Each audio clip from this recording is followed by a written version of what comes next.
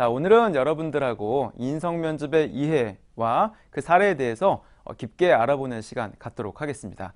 인성 굉장히 중요하죠. 정말 중요한 것 같아요.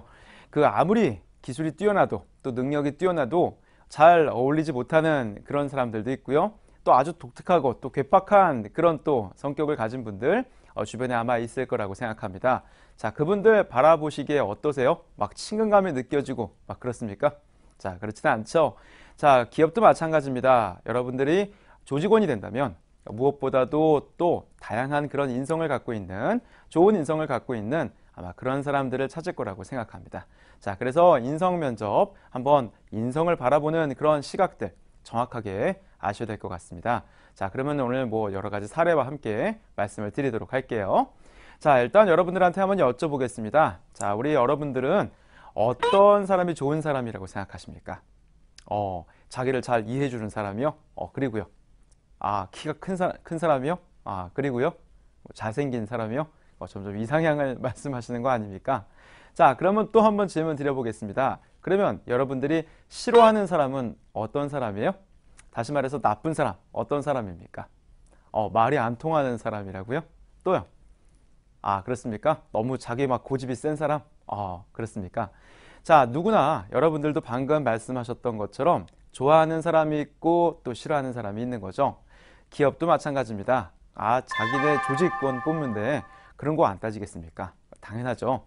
자, 그런 것들이 이제 인성이라는 부분하고 과연 어떻게 연결되는지 지금부터 이제 그런 내용들을 차례차례 보실 텐데요. 여러분들이 인성이 부족한 사람이다, 아니다 라는 그런 단순한 차원은 아닐 것 같아요.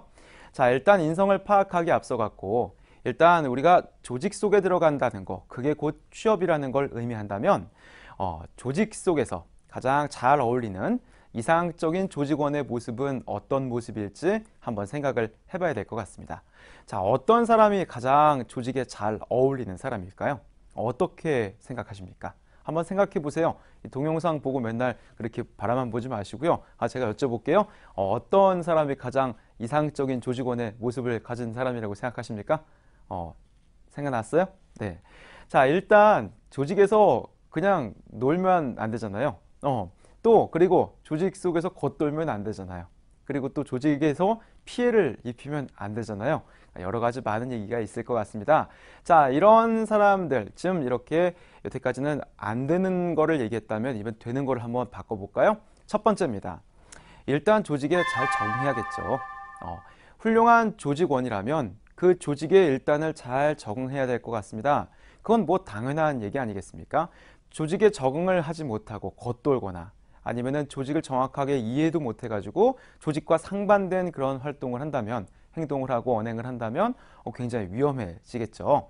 자, 그러면 질문 드리겠습니다. 조직에 잘 적응하는 사람이 가장 이상적인 조직원이 가져야 될 모습 중에 하나라면 조직에 잘 적응을 하기 위해서는 어떤 능력이 필요할까요? 이번엔 능력으로 한번 얘기해 보겠습니다. 자, 일단 적응력이 필요할 것 같아요. 학생 입장에서 조직이라는 거는 어떻게 보면 굉장히 생소한 그런 모습을 갖고 있죠. 그동안에 이제 학교에서 교수님과의 관계, 그리고 또 친구들과의 관계, 선후배와의 관계, 그리고 또 교직원들과의 관계, 또 다른 학생들과의 관계에서 어떤 모습들이 이루어졌다면 일단은 어떤 계급 또는 어떤 직위, 그리고 어떤 일 중심의 문화, 이런 것들이 굉장히 좀 많이 다른 부분이 있을 겁니다.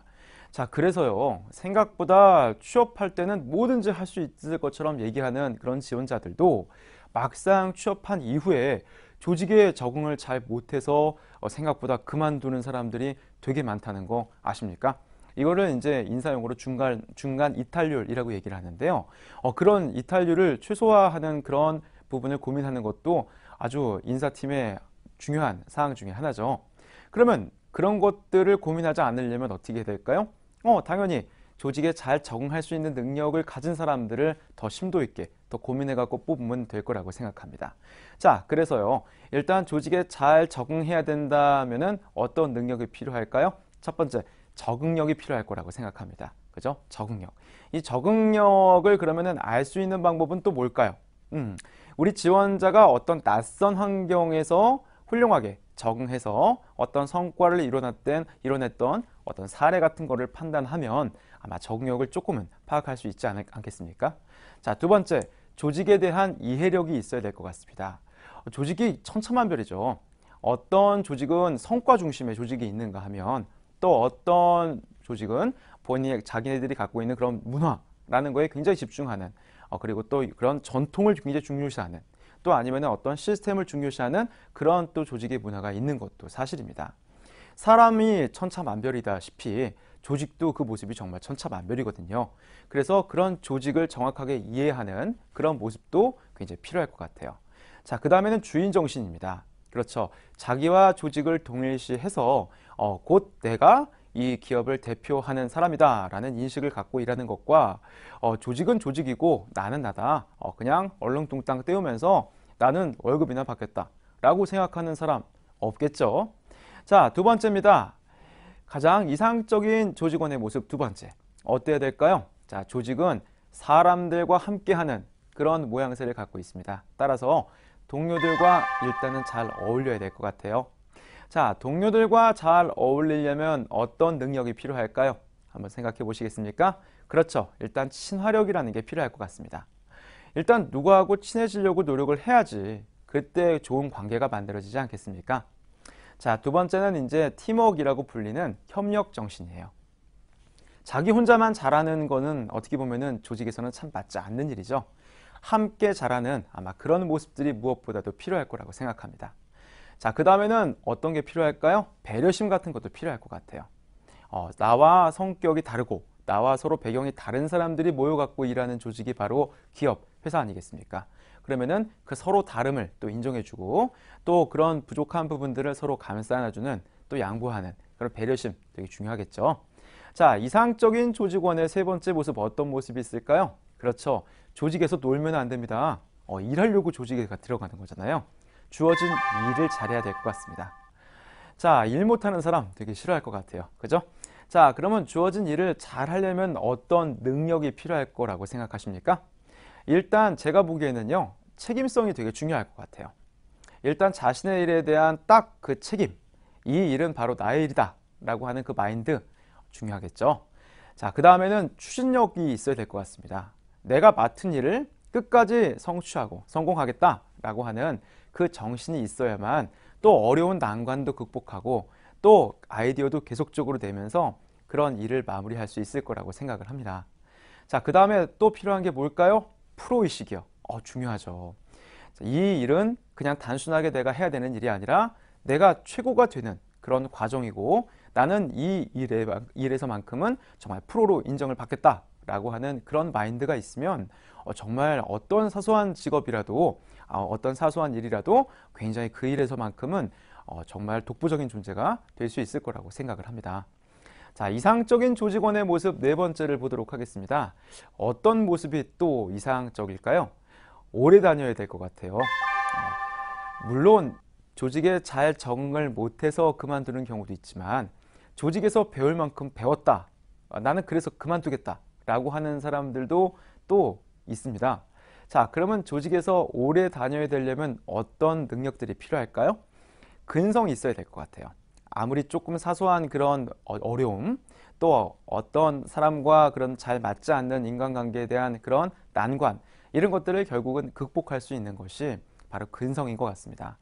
내가 우리 회사에서 어떤 목표가 있기 때문에 끝까지 그 목표를 달성하고 내 일에서만큼은 내가 하는 일에서만큼은 최선을 다하는 그런 근성 되게 중요할 것 같아요.